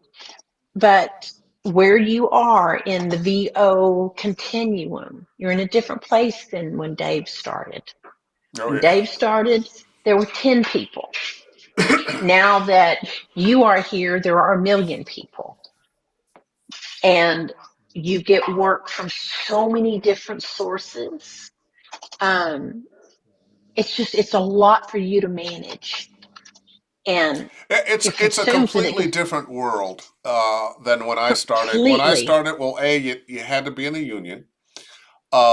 B, nobody had a home studio. You went to your agents or a casting place to do your auditions. You didn't see the copy beforehand. You had to get there and a few minutes early and study your copy. You went to a professional studio someplace to do the work, and then you went home. I remember coming here in 1990, and we had beepers, and a couple of No years, cell phones. No yeah, cell phones. there weren't cell phones yet, and then we got cell phones, but you would call out, but you wouldn't take a call. But with the beepers, if you're driving around, you've just been at your agent's, you got to beep. That's a job. You got to find a phone booth. Yeah, it's And if true. you're in town, you go to a phone booth. Chances are it smells like pee. Just it was a different world. I didn't have a home studio for a number of years, and then the more I did uh, promos, and ISDN became a thing. So now we're starting to work from home, and those of us who did TV promos, we were the first to build studios for ourselves. But it's a different world now. You have to have a home studio. You have to be online and in touch with the business. Uh, do you find clients that have some kind of pushback from that, or they're resistant to it, or are most people just jumping in? Clients as in talent. Yeah, talent, yes. Yeah, yeah. I don't rep talent anymore. I sold the business in 2018, but that said, I do. I work with the talent a lot because I'm a casting director, so there's a whole lot of working with the talent there. I also, on occasion, hold workshops because auditioning is your job. In case y'all didn't know, that voiceover isn't your job. Auditioning is your I job. say that all the Okay. time. I say that our real job is to Yeah. audition. Yeah, it truly, truly is. And the better you get at it, the bigger your paycheck. I mean, that's just the way it goes. Yeah, there's that piece where you got to go to a studio or you record from home or whatever, but the better you audition, the more muda is in your account. Um, sorry, but yeah, it's, where were we? I got sidetracked as Okay, horse. well, let's see. That's not fair. I got enough hair. I get sidetracked too. Well, I'll tell you what. Let me jump to something here. Uh, Mhm. VOAC VO audition checkup. Um, this is you. I am so proud of this effort. Uh, I've always said, I know that there are so many good coaches out there and they're really good. And Dave and I were talking earlier, they're really good at helping you find your nuances to help you book. But the real feedback comes from the person who did or did not hire you. That's the valuable feedback. That's the real feedback. And so I had this brainchild and kind of woke up one day and I said, well, I guess I'm gonna do that today. And I reached out to two trusted, incredibly smart women who are overachievers, always hire an overachiever. And that was Jen Greenfield and Katie Jostock. And they came on board to help me do this. And what we do is once a week, and these are going to mid-May because everybody needs a break, but I think I could keep them going. But we have had Nomad Edit. I'm going to read you the list. Thanks for the prompt. Nomad Edit, Ego Boost, Sweet Rush, Area 23. Oh my God, go look up Area 23. Boombox Sound, How House, Night Media, Promos Next Week, Oink Radio. Again, go look up these people. Antland Productions. Did y'all know that Roy is a certified uh, director for audiobooks? I You did you not know that. know, I knew he had I a didn't lot of either. skills, and Oh my God. he's the guy that at every convention he's going to be there handling sound. Yes, he's You know, so brilliant. And, whenever and I'm then of doing an course there are the audition, bagels. and there are the bagels. Yeah, go spend the free 20 minutes, well, or come to this and get even better, get a one-on-one feedback with Roy. That's great. Anyway, our list, we've got Big Teeth, we've got Crunchyroll is coming. I'm going to do one with Agent Portia out of LA, and then Jimmy Cobble's doing one. So it's this really incredible list of people. And the way VOAC works, and thanks for this prompt again, um, is it's $30. And for that $30, you come in and we have a Q&A, and it's moderated so beautifully by Jen, where she talks with the producer. Most of these people are producers. They're the ones that are in the room, guys. They're the ones that know what the clients want to hear. Um, and she has this interview, and it lasts for about an hour. And then I work with them, and we load their project on Cast Voices. And we have this thing on Cast Voices called rosters. And everybody that attends is put into this roster for this this producer, and they send out a project. Everybody auditions. When you audition, if you're a member of Cast Voices, it's just a standard audition. You record your file, hit upload, boom, you're there you go. And then the producer goes in and can listen to every one of those and give written feedback within the platform. And then she picks a winner, or he picks a winner.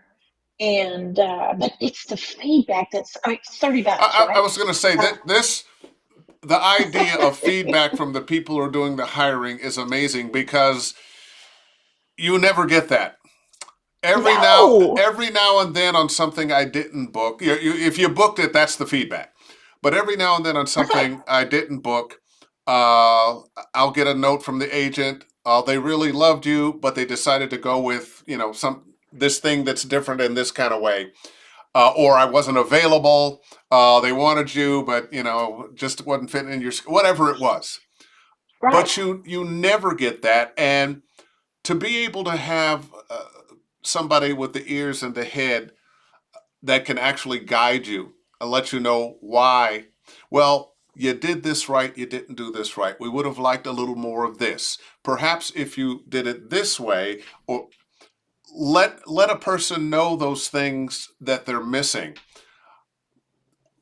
It Why you is didn't. so it like we had Kalai Kuzik, who is just I was so impressed and so amazed, and she's in charge of talent at gosh, where is she? Hold on, let me look real quick because I forgot where she was at. Oh, Boombox Sound.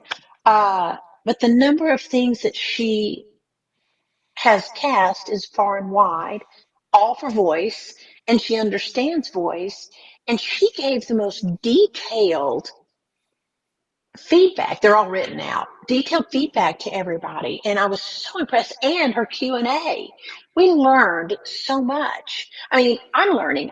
I've been doing it, that 1,000 and some odd years, but I still learned something. And now, granted, that's for her perspective, right? Yeah.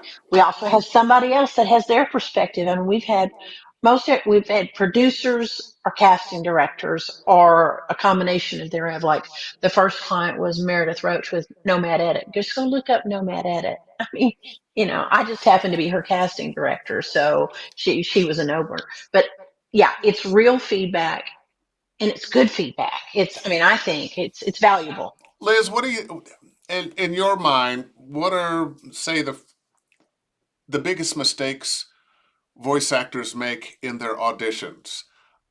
It could be as simple as maybe how they slate themselves or following instructions, but what are some of the mistakes that you see people are making? Uh, Mistakes in their reads. What comes to Well, there's mind? one step before. The first thing that comes to mind always for me is sound. Why you guys don't get up in the morning and email yourself a file and go out and sit in the living room and listen to it is beyond me. Because why? All these people, that's how they're listening to your auditions, folks. They're not set up in a studio. Some of them are, but most of them are producers in an office space that is rented for that project. Or they're at a studio. Maybe they do go listen to them, but sound. I did it. I did a calculation again. And I'm sure everybody in the room has heard me say this, but 41% of the auditions I get are for sound, Mm, and I mm. prefer minus 3 dB. I'm telling you. And we did have, I think it was Calliope who said that she would alter it to see if she could hear it better. I don't. If I can't hear it, I can't send it forward. I don't care if it's the most perfect dramatic read in the world, because that's a reflection of the talent that is the caliber of whatever I'm casting, my When representation. you come across a talent that the sound is bad and maybe consistently bad, do you let them know? And I have, I have. I'm not completely heartless, because but one particular time, it was a pro that I know, and I think in fairness to everybody, I did not let him resubmit. But because I didn't think that was fair, it's like, if you're not going to do your homework on your own studio, yeah, it's just, But I reached out to him and I said, dude, he goes, oh no, it says it's minus 3 dB. I said, dude, go, go listen. And somewhere in the past week or so, he had uh, recalibrated and then not calibrated back.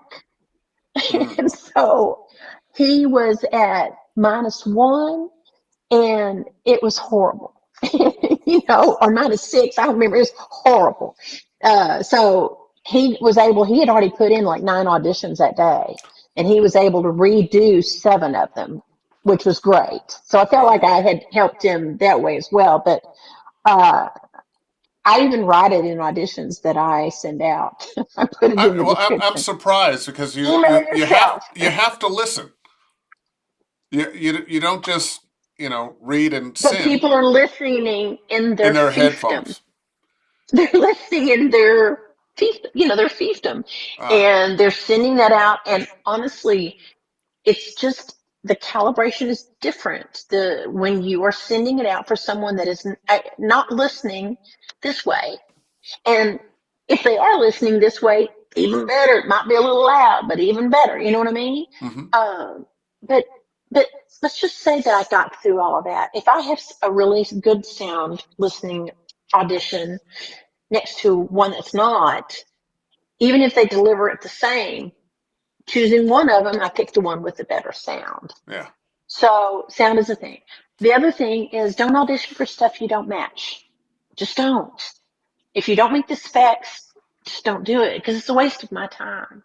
It's a waste of your time. There's not a ringer. I'm not going to pick a ringer.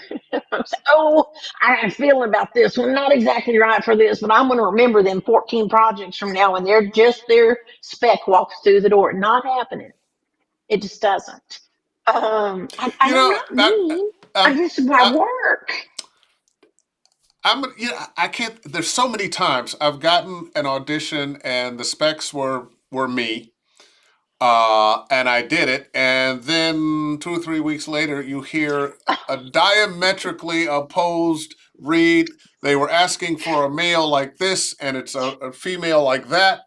Um, It there was sucks, doesn't a it? number of years ago. There was a Panera Bread audition, and the specs that I got were it was me. What I heard was a little kid doing, and the commercials were great. I loved the commercials.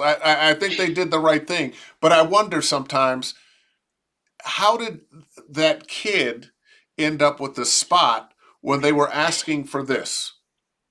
This is how. Well, I don't know about this is how, but your first take is what they ask for. And if you've got something that you really think is just a better answer, take two. Send in two takes. Let them Yeah. know. Liz Atherton, two takes, unless they specifically say one take. And it's pretty rare that I get a only one take rule, you know. Um, Oh, I see because I that want all the time now. to, well, you know why? It's because everybody's got the attention of a gnat. We just do. And when you're casting and you're going through 400 auditions, you listen through them, but your litmus test is loose, then not as loose, and then because you're going to go through the list 3 or 4 times. You're going to go Yeah. through When listening you because you're narrowing. what's it like on your side of the room when you've heard this spot 50, 60, 100 times? Do I'm your a little ears get tired? confused. Does your mind wander? Well, Do you want to shoot yourself in the head? I sit on my back porch, Dave, and I just let them rip. No, I'm kidding. Your Texas is coming The out. videos. Was I hiding it before? Good on me. Good on No, well, me. no, it wasn't that you were hiding No, it, it but it's grew just coming out a it. little more now. But I have been from time to time somebody who is judging voiceover reads for Oh, various contests and that oh, kinds of things, yes. and it has only given me more respect for casting people. Because if I have to That's kind of listen been. to 20 or 30 reads, and that's driving me nuts, what must it be like for casting directors who have to listen to hundreds? Little at a time. Little at a time. I'm just telling you. Well, so I usually will call in about 400, maybe 200, depends on my schedule, right? That's a lot to listen through. That's And a lot that's to listen for to. anything. And that's for anything I'm casting. Why? One, I'm on my platform. I want people to know there's real good projects that are out there. But two, because I think everybody needs a shot. I don't look at the names, and I do recognize some voices, of course, but I got to tell you, when I'm in casting mode, I don't care who it's from, Yeah. Which I think is because why it so doesn't. many castings say no slate. Well, they do, and I'm actually getting to where I want a slate because I can be unbiased. I've got no problem being unbiased because that's loving you. I do, but not in the middle of when I'm trying to make my client happy, Yeah. and my client is, I brought a project last year that the first one I think was 3,500, and then they called him back and they called him back again. He's made almost $30,000 from it. You know, Nice money. Not bad. It was academy sports. Yeah. So okay, cool. Um, but when I'm in work mode, this is why you don't really pitch a casting director in work mode, because we are listening to those. We got a criteria from the client of what they want to hear. But as I'll tell you, I've gotten that criteria from them. But the reality is, I'm listening for. I'm listening to so many. What stands out? Hmm. Because what catches my eye, unless it's they were looking for a Texas accent and I get a man speaking Japanese, has happened. Um, just saying, Yeah, but at least you it know, was southwestern Japan. I mean, and I got it delivered in Japanese. So, I mean, it's one of my favorite stories ever. But, I did actually forward his audition to the client. I said, As a you joke, know, hey, you won't believe what I got. Check this out. I said, I said, if y'all are expanding into Japan, you're set, is what I said, something like that. Anyway, but when you're in work mode, um, you're just in work mode. That's why you want the files named correctly. Because why? Because you have to deliver them named correctly. And it's a reflect. Maybe it's my OCD. I want them named my certain way. It looks pretty. It makes sense. Let me No, address that from the voiceover. I had some auditions today that were for the same product but different hmm commercials. But they came as hmm two separate auditions, but the labeling was the same. So you've recorded one, you've labeled it and sent it. Now I've recorded the next one, and of course that relabeling is going to knock out the first one. But I sent it to the. Oh, But I like to keep my maybe. auditions because if I book the thing, especially with video games, but commercials as well. If I book the thing before I do the session, what was it they liked? Oh, okay. And you're doing enough auditions, you don't remember everything that you've done or what this character's voice was. So I like to be able to go That's back. really relevant. Yeah. And what Yes. you do, that's great idea. In commercial world, if you might not have been their previous choice, go to iSpot and go to listen to what their current run is. That's the pool they're playing in. Yeah. Don't But listen to what they did 6 years ago. yeah, but I also find sometimes you've got an audition for a campaign that's actually running, but with a voice that perhaps you're going to replace. If you're listening to that and you're trying to kind of recreate your version of that, you're going down the wrong path because clearly they want something Correct. different. Agreed. Agreed. And I would not listen to it in terms of trying to copy it. I would listen to it in terms of what's the age range. And do I have a vocal capability in that same age range, perhaps, and assuming that matches the specs? Uh, are they droll? It's a good word to use. Is it kind of a droll read, and did that spec say that, or whatever? You can look at it to kind of get what you feel is their branding. Um, and then keep that in mind when you're delivering, not the voice, but the branding. Keep that in Yeah, mind when you're delivering, because you may not understand the verbiage they've put for your specs. that has happened. Non-conversational. I always feel Okay. I always feel like these are instructions made by committee, and from time to time they are diametrically opposed. They said this, but then they said that over there, and the two are clashing. You're too kind. I think they've handed it to an intern and said, go find me some talent. And that intern doesn't have a clue what they're doing, but they're on it. Oh, that That's what happens. I think's happening. Oh, Oh, that oh, it, happens. it happened. It happened to you. Yeah, it's happened a lot. Oh, it happens It's all the a lot. time. I see it all the Yeah, time. yeah, yeah. Let me get a That's my question here assumption. or a Oh, comment. please. Uh, Livia, oh man, this just happened to me. I was sent an audition for an Italian luxury perfume. It was me, right down to the accent request.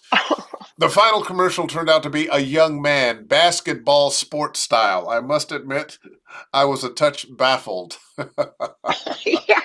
Oh, that sucks. Oh, That sucks. those things happen. Let's see. I didn't pre-read this one, but Cam's Corner Books. I think sometimes they have a voice in their head, and they can't find anyone who's an exact match, and they just go totally different because their dream voice isn't real. You know, I, I I think that can be very true. I think back in the day when there were LPs and I would go to the record shop and there were three records that I wanted, but I couldn't afford all three. And you're looking at these albums and you're going, oh, this one, and so often I'd go home with something that wasn't one of the three because I couldn't decide between my favorite choices, so I ended up with something else. It's insane, I understand, but I think this might be happening sometimes with casting. Or somebody in the front room said, "Shit, or get off the pot. We need our voice." Oh, And they went and grabbed one. yeah, Done. You know what? Because one of our producers that came on, he was so interesting. He's like, somehow or another, you've got to get into the head of the person who wrote the copy. yeah, Because, you're putting words together, but the reality is, oh, what is in the head of the person that wrote the copy? And that's a hard skull to crack, yeah. because they're telling you words, but, they're not, I don't see it, and Yeah, then they're I the ones used that are messing it up. when I got in this business, yeah, there was a big difference between LA and New York. In New York, you often went to the studio and the writer was in the room. And so you got a much better and closer idea of what actually they were looking for. Where in LA, they sent it out. You heard a few things. If you've gone to your agent, you've got a booth director that's saying what they think. And, sometimes you win, sometimes you don't. But we're in that world. And I think we want to give them what they want, but so often they think they know what they want, and then they hear exactly what they want, which might not be what they asked for. Exactly. So that's when you give that second take. Really? I mean, you want to book it, and you know that that first one, you're going to give your best aura of those specs as best you can delivered through your voice, right? That's what Yeah, you're trying to do. Embody that. But yeah, it may or may not feel off to you, but you're thinking, well, what if I were in the booth, not the booth, but in the decision chair? What if I were in the decision chair? What would I do? And give them that as your second take. Second takes are very underrated. Now, will I listen through to a second take? Yeah, sometimes. uh, If you catch me on the first one. well, let me ask you But this, Liz. Now, and I want you to be honest with me now. I will. If you don't like the first 5 seconds, do you keep listening? No. Okay. Sorry. And it's three. It's three, Oh, sir. it's 3 seconds. It's three. Listen, I've been saying it, and that shit's been confirmed. Go around there and look. And so, why? It's my place in the food chain is why. Because I'm here going from 400 to 40, right? That's what Yeah. I'm doing. So now I've done this enough. I end up going from 400 to 200 to 100 to 70 to 63. That's what ends up happening. I mean, because, but the amount of time I spend with the audition gets longer and longer as I go shorter and shorter, right? Because so Uh, many things can just automatically be out the door. I can't hear you. I'm not sending you forward. Kaboom, kaboom. You rewrote my copy. Don't do that. Don't start in the middle of my sentence or my copy and then go back because you think I'm going to lift your voice and go do something with it. Not happening. Look at my clients. Look at me.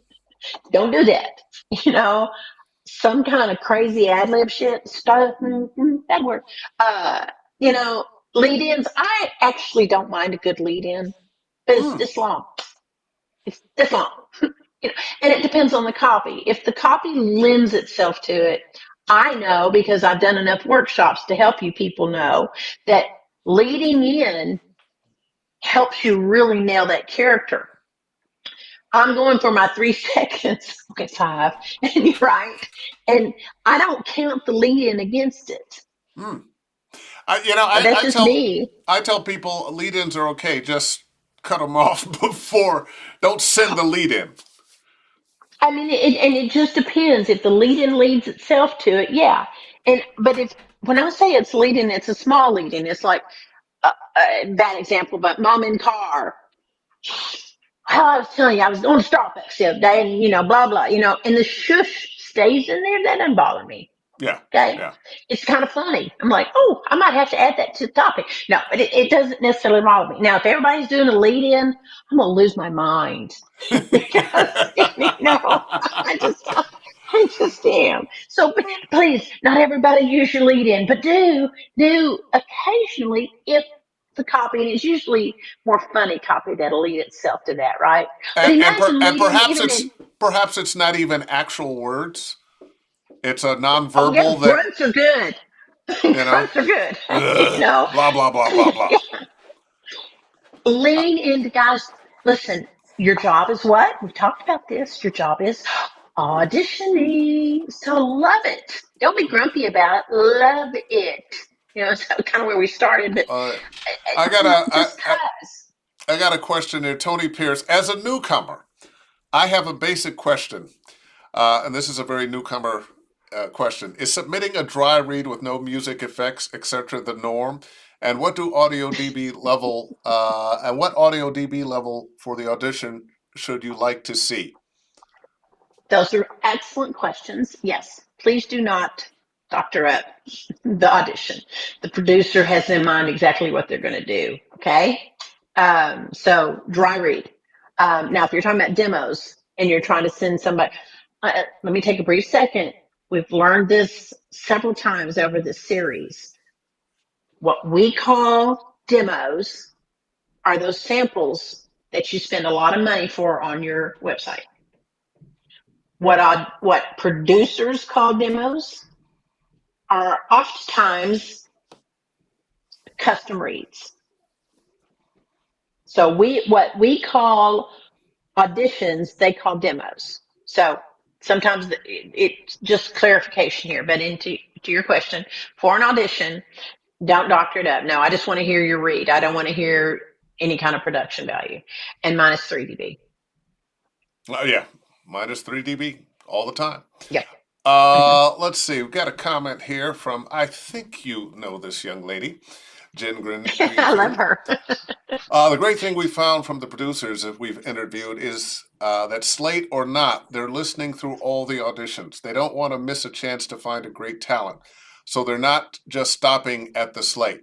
There's been a lot of talk from time to time about if your slate doesn't match the energy, they're just going to stop it there. I have heard that from some casting people from time to time. But I think that's on rare occasion when maybe the energy of the commercial's here and your slate is here. Listen, when I get that, I think to myself, oh, they just had a pre-recorded slate. Smart. Literally, that's what I think, right? Yeah. But I also don't think a slate should be like my favorite one that was 1 minute and 57 seconds. Not kidding. Oh, hi, this is so-and-so, and I just want to let you know I'm a friend of so-and-so that works with you, and I was just hoping because of that you might say hello to him, and maybe that could give me a leg up. Wait. And my wife, well, when we were having birth, one of them was kind of difficult birth, but that's kind of why she was having to stay at home. So I came home to help with the baby. Not kidding. So yeah, don't do that. No, don't do that. Just Liz Atherton, 2 takes. And if there's a nuance or if you need to explain something, that's not a bad thing. But just don't be nice to us. That sounds terrible. I don't need you. I love you. I mean it. God, I'm sounding like such a winch. But no, you're not. It's business. It's time. So you don't need, hi, how are you? My name's Dave. This is my audition. I thought of something special I could do on this if you have blah. No.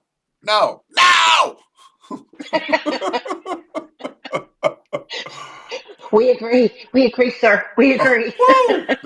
I want to I pull up know. something else here that I got from you. Oh, Lisdom. Gee, I think that's a wisdom kind of thing. And it is the bee is. because you were the queen bee at Tag at your I'm. agency? What? Were? Oh, Excuse. excuse me. I mean, they do know I who am they're so talking sorry, to. Queen Bee. Yes, I feel like you have just missed a very important beat there.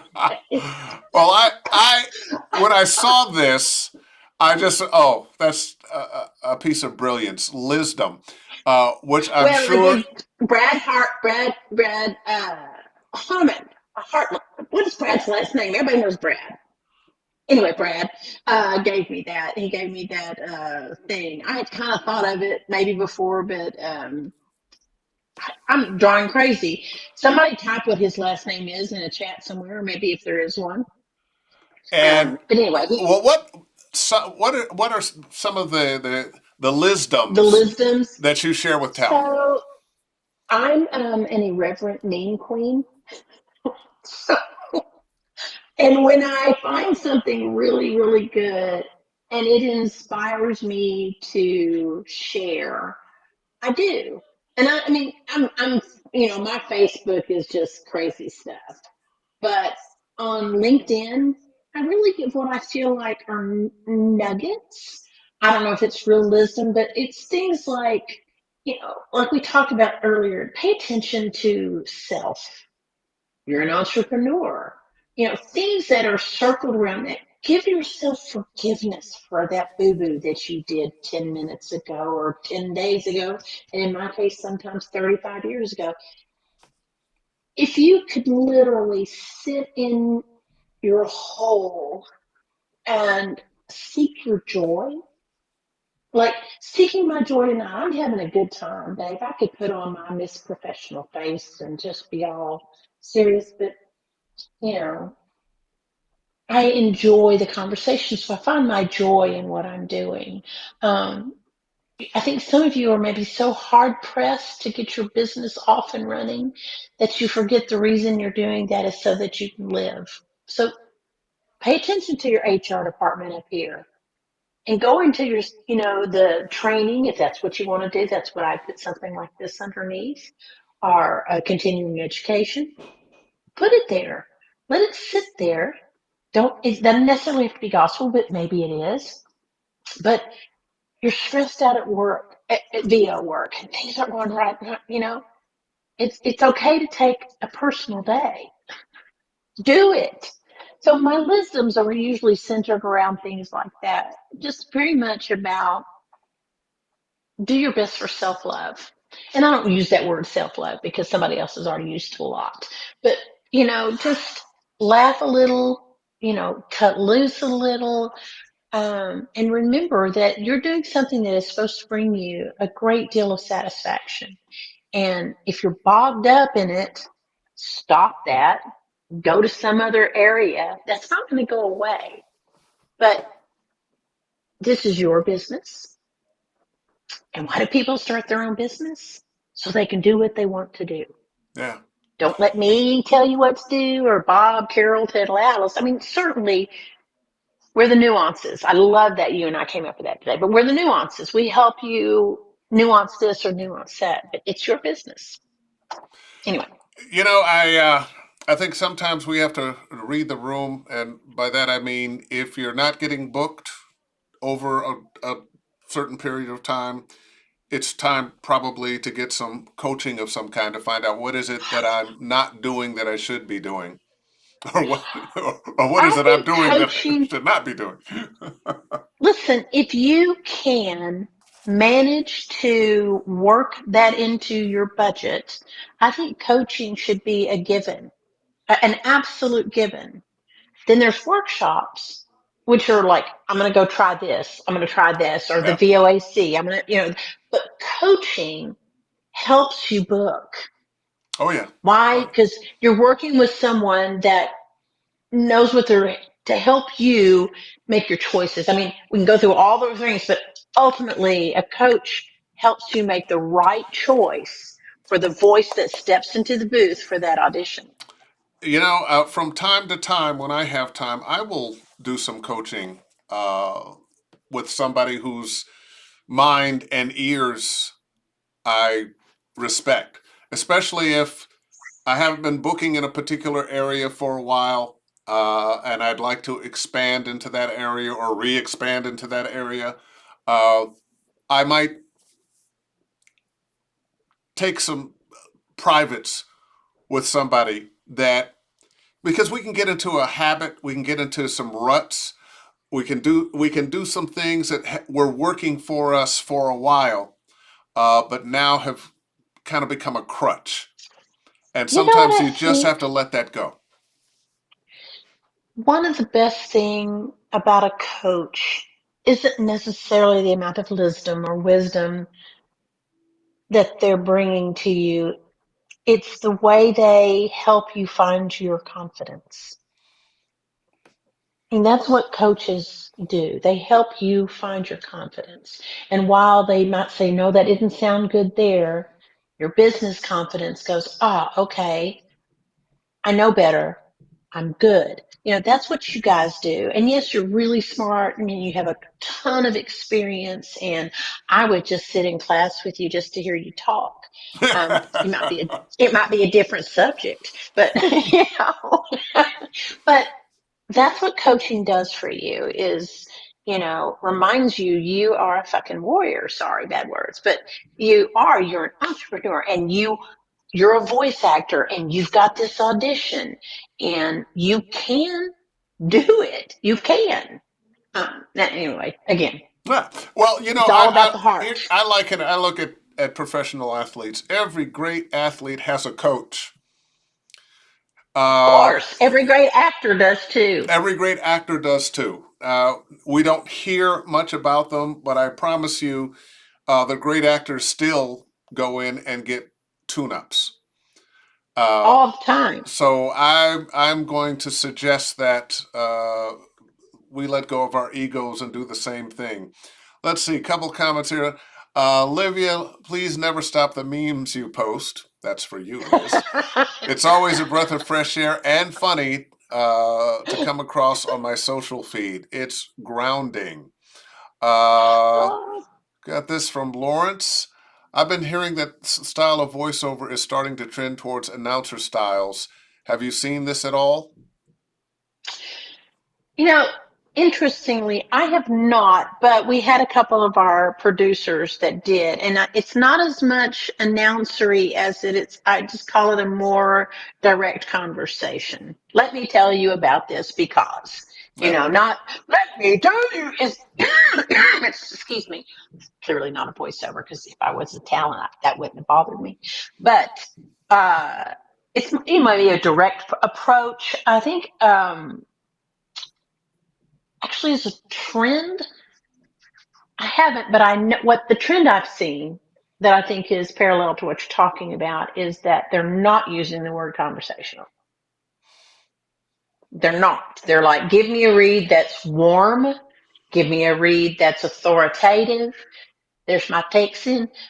Give me, those kinds of things, but I'm not seeing the word conversational nearly as much as I used to, Oh yeah, because it which was everywhere, everywhere. Got let's see. Cam's Corner Books. Along those lines, I'm also hearing the disinterested, disconnected read is gaining popularity. Any insights on that style? is that millennial?